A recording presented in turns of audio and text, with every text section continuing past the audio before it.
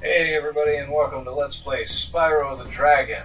I am strange to society, and this is my very first Let's Play. And if you're wondering why I chose Spyro the Dragon, well, it wasn't a game I had a lot of experience with as a kid, but is the type of game that I just absolutely loved, and I always enjoyed the character of Spyro. So I decided to do this first Let's Play. It'll be a nice quick one, and I actually plan to try and go through as many games as I can of the Spyro series. And I just let it time out. Hold on, sorry. Okay, anyway, so this is the demo mode. If you leave it on the main screen for so long, it'll get in there and show you one of the first levels. But I need to get out of that anyway and just get this started. So anyway, yes, let's play Spyro the Dragon. It's just a fun little game, and I enjoy it so much. And let's just get started here. I have completely beaten this game. This is going to be a 100% playthrough of this game, and we're going to start a new one. The first file there is 100%. It says 80. That just means how many. Well, I'll talk about that anyway. But it doesn't actually show your percentage up there. It just shows something that you have to collect. But we'll get into that. Anyway, let's go ahead and get started.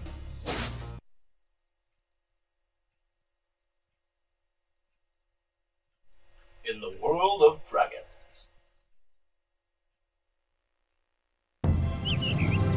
Okay, rolling. Oh, it's been peaceful here in the 5 worlds, or is it 6? For a dragon's age. We now have 12,000 treasure, or is it 14,000? What about this Ganasty Gnorc character? Now, I understand he's found a magic spell to turn gems into warriors for his cause. I'll take that question. Nasty Gnorc is a simple creature. Simple! He has been contained in a remote world and is no threat to the Dragon Kingdom. No threat! Besides, he is ugly. Ugly? That does it! Looks like I've got some things to do.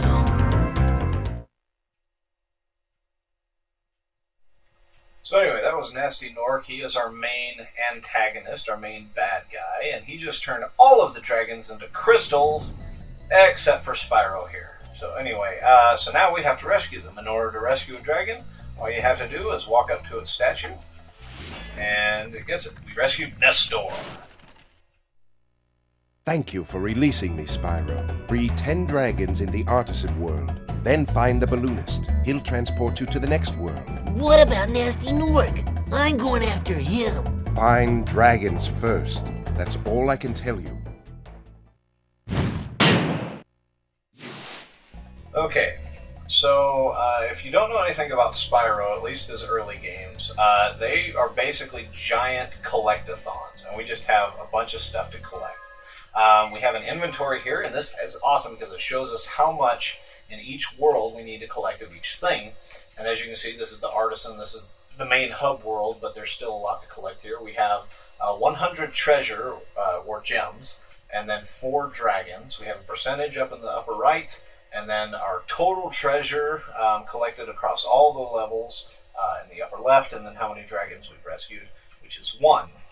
Okay, and actually something that I prefer to do is go to the options and put the camera on active. That way it is constantly trying to work its way behind Spyro, because passive, it just stays where it is until you move it.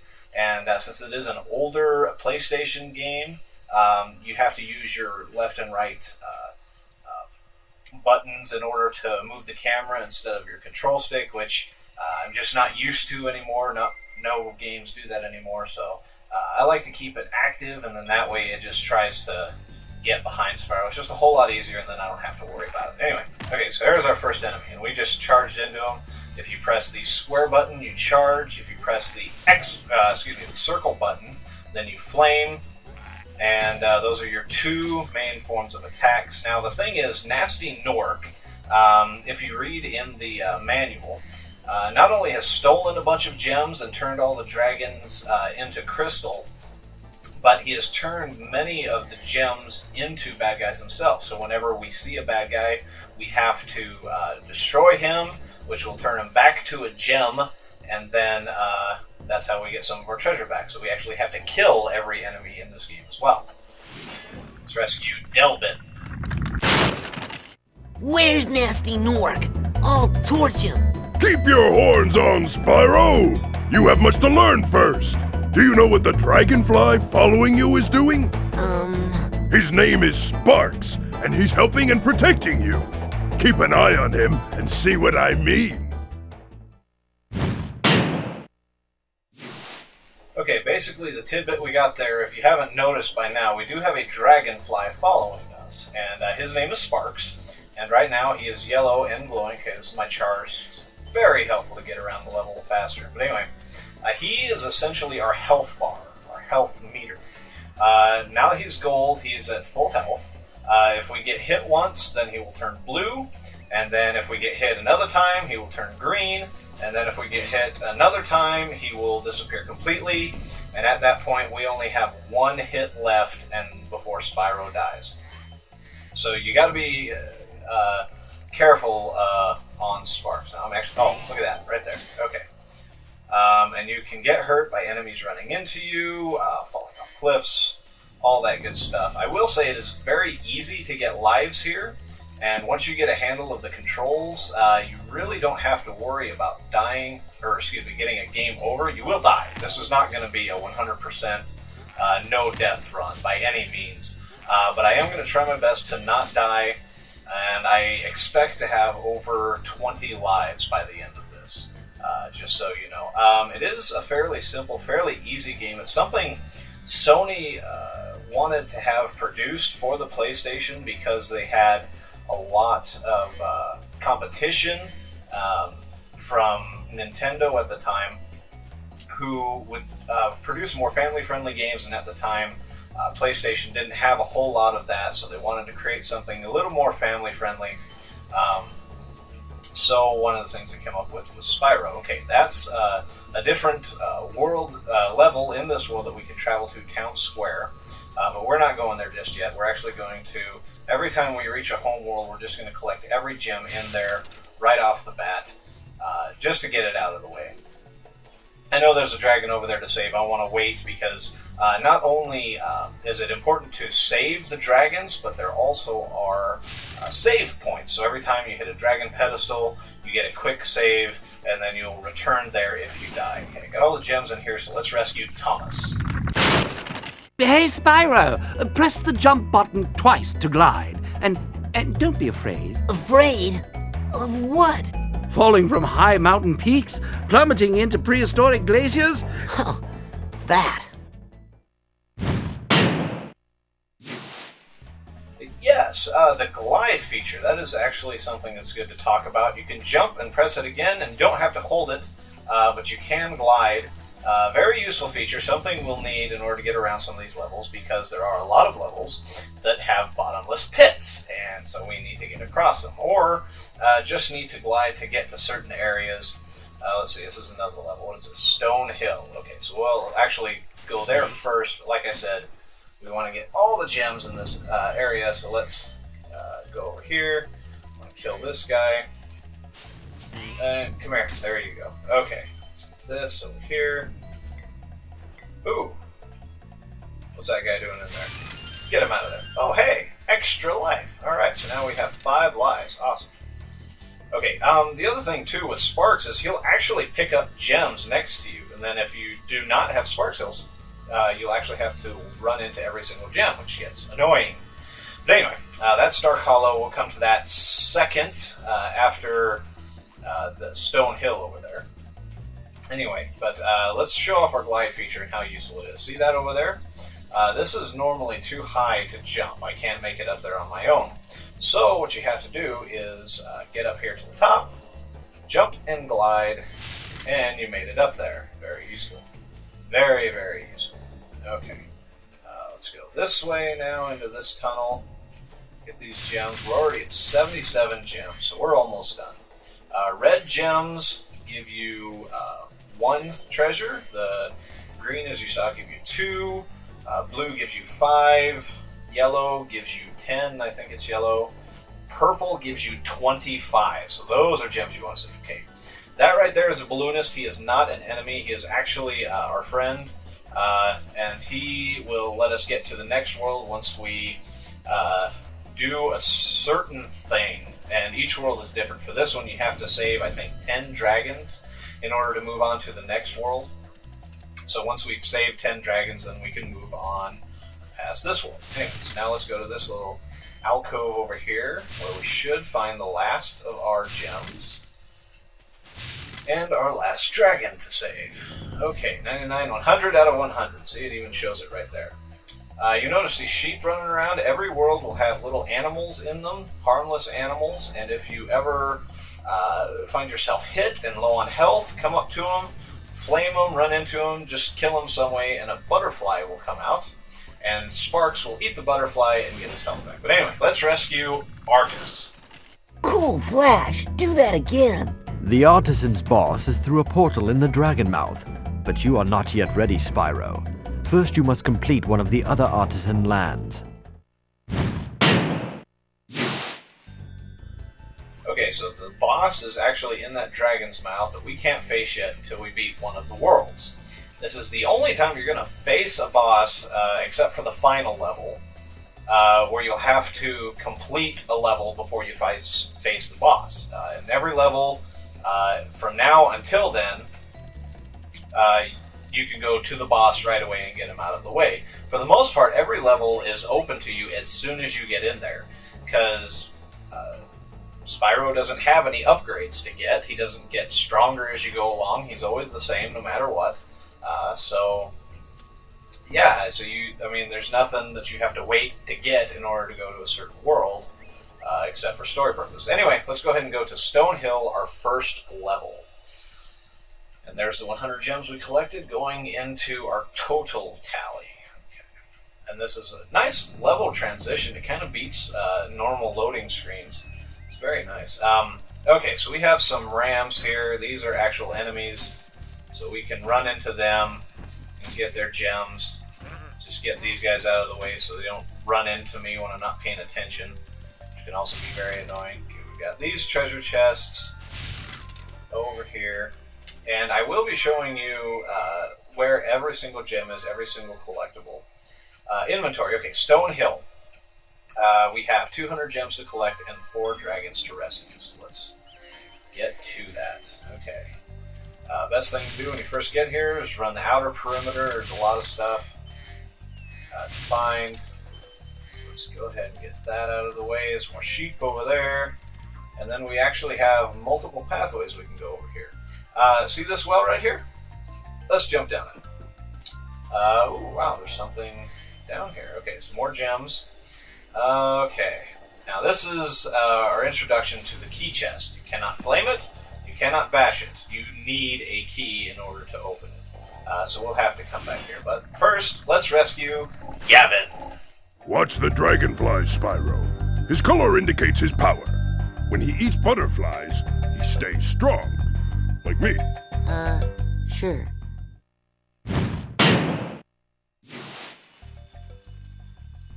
Okay, alright, well I already talked about that, so let's just move on. Anyway, Spyro is just one of those old games that I just really enjoy because I am a completionist. I'll go ahead and say that. If you are going to continue to watch my Let's Plays, you're going to see that I try to go out of my way to collect everything I can. Ooh. Okay, so these are metal crates, and these can only be opened by bashing. So you got to run through them. You can go through them. Even when you're running, Sparks will pick stuff up. Ooh, nice run. I get it all? Okay, let's rescue Lindar. When you free a dragon or step on one of their platforms, you're saving your progress. That could be useful if you run into trouble. Not that you ever run into trouble, Spyro. Okay, yeah, basically what he was saying, what I was saying earlier, is it's a checkpoint, but if you actually stand on it, you can save your game. You can replay whatever the dragon said, so if there was a tip that you wanted to hear again, you can do that. But this is the only way where you do an actual save of the game. Everything else is just checkpoints. But I'm not worried about that right now. Okay, let's get out of here. Move on to the next area. This is a relatively short game. I'm used to longer games nowadays, that'll last me anywhere from 10 to 20 hours. This game, first timers, if you're trying to collect everything, may take you 6 hours. If you know what you're doing, you can actually get this done fairly quickly. And since I played this game before we started, I am going to get through this as quickly as I can. Like I said, I will die. There's no avoiding that. If I get to a point where I get stuck, I will edit that out, as many deaths as I can, but I will show you how to get everything. Oh wait, hold on. Sorry, I want to go back this way. There is something past that way that I want to go get. It's games like these that really taught me how to look around for secrets and find everything you can in a game, and what really made me enjoy it, because you wouldn't think to just jump off of here, but if you do, there's actually a little patch of land and a cave. Let's get these. Okay, and there's the key, so now we can go open the key chest. Okay. And not everything has hidden spots like that. There will be a couple levels that are a bit of the pain when trying to unlock stuff, as you'll see later when we get to them. But right now, let's go ahead and go and rescue Astor. After you freed all the dragons, pass through this fancy vortex thingamajigger. It'll take you back to the Artisan home. But first, let me tell you a story. No thanks. See ya.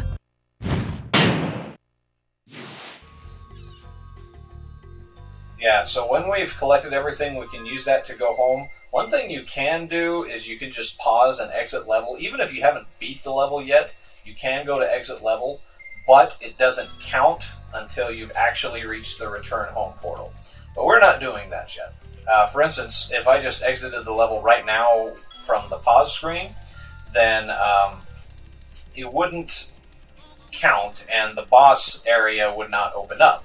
So we actually have to complete it. But of course, I'm going to do this. Every level can be beaten. There is no backtracking necessary in this game, which is awesome.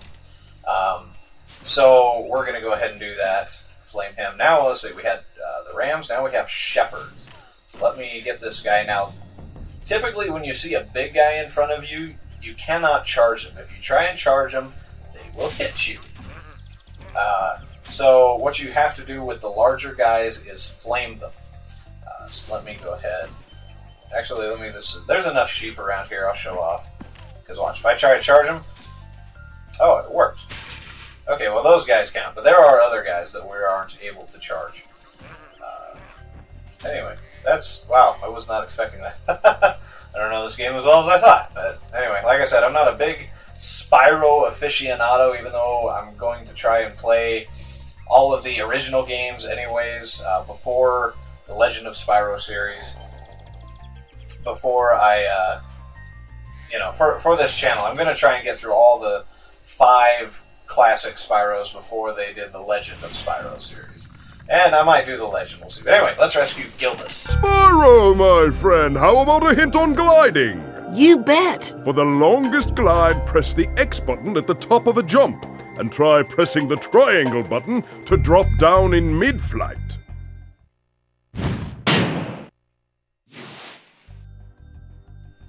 Okay, so, something with Spyro, as you saw, we were down below and, unable to jump over that wall, but now that we're up here on this high spot, and we have the ability to glide, whereas a lot of games would give you an invisible wall to run into and wouldn't let you get up there, Spyro will actually let you just glide right on through. And now we're up here. The invisible wall is actually right there, which doesn't hurt you, thankfully, but it's in there. Okay, so anyway, so now we can explore up here and get gems up here. And this is a pretty wide open spot, so we're going to have to look a little bit harder to make sure we get everything. There's some gems over here. Usually gems are around some kind of landmark. They're not usually out in the open.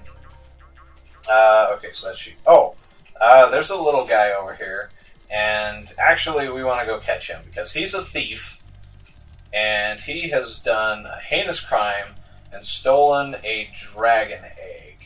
And that's another collectible in this game. You'll always have to chase down a thief in order to get a dragon egg, and these guys can be a pain in the butt.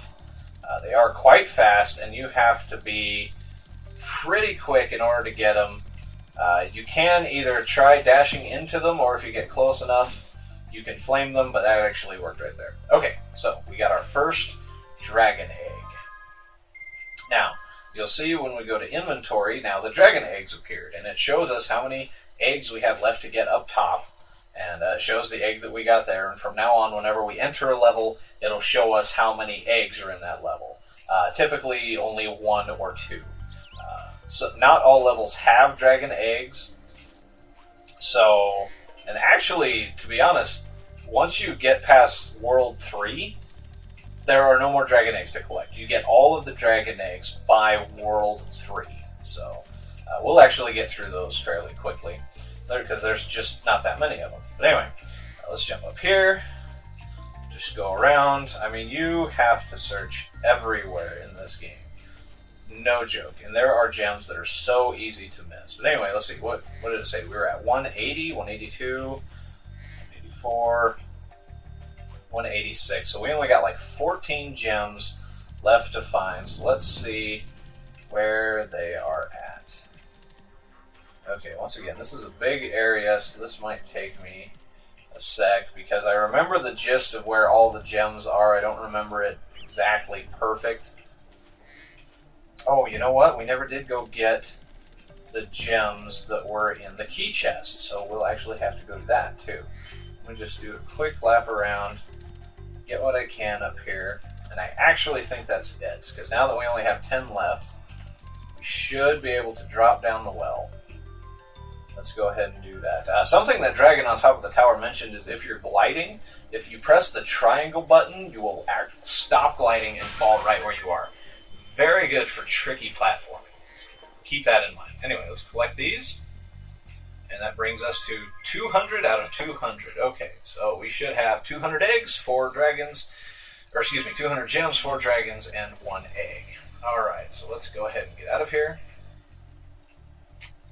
I love these swirlies. I remember reading something, or maybe hearing something, where the developers liked to use those to help cover the loading screens and stuff like that when transitioning to levels. So that's why you get a lot of these swirlies. There's no actual loading screens. I mean, this is about the only loading screen you'll ever see. And since there's stuff going on most of the time, it's actually quite nice to see. Okay, these guys are back even though we killed them before. If you kill them again, you'll actually get a little gem. If you get enough of these little gems, you saw the life meter appear right there. If you get enough of these gems, enough to circle the head, then you get another life. Sometimes enemies will just drop a whole nother life on their own. If you're low on health, sometimes they will turn into a butterfly, but most of the time you'll basically just get that little gem. So, anyway, so that we completed the first level. Actually, we are going to do the second level, which is behind these hedges, if you remember. Let's see, which is Dark Hollow. So, in our next video, we're going to cover Dark Hollow. And anyway, I hope you guys are enjoying this. This is my first Let's Play, so I got to work some kinks out, get used to new equipment and all that stuff. Hopefully I'll get some better equipment soon. But anyway, this is Spyro the Dragon, this is Strange to Society, and I hope to see you guys next time. Alright, take care.